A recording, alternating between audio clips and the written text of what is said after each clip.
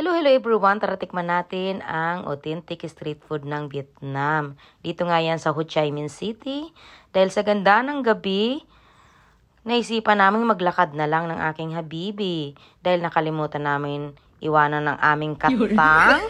So kami nagkaligaw-ligaw dyan. At na ito na nga nang marating namin, yan ang tumambad sa amin. Naku, ang nagsasarapang pagkain. Dahil nga sa dami ng pagpipilian, hindi ko nga malaman kung arin ang aking uunahin dyan.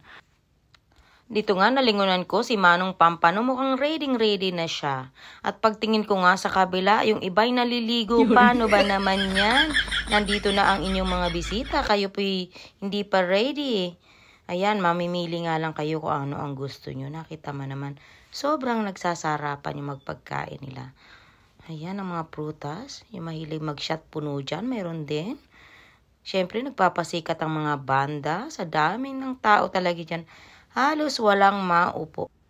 Dito nga ako napatuon sa inihaw na mga shell foods. May scallop, kuhol at kung ano-ano pa. Napansin ko nga tong isang to ay nilalamig na. Kaya naisipan kong ipa-butter garlic na lang siya. Siyempre, hindi ko palalagpasin ang buko ice cream nila.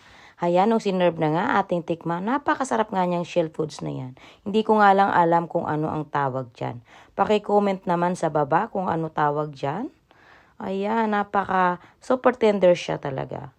Ito na yung aking lobster. Ang super sarap nga rin yan. Pati yung aking shell, munti ko na siyang lunukin dyan. Ayan nga, at busog na kami. Nakinig muna kami ng banda dahil nga sa walang maupuan. Dito lang kami sa bandang gilid lang. At syempre, oras na ng uwian. Mapapalaban na naman kami sa mahaba-habang lakaran. Dahil busog naman nga kami ay ayos lang. Sana nga lang ang daan ay aming matukuyan. Dito nga ako talagang naamis. Tignan mo naman ang pagkakaparking nila. Para silang sinalangsang suman. Thank you for watching everyone.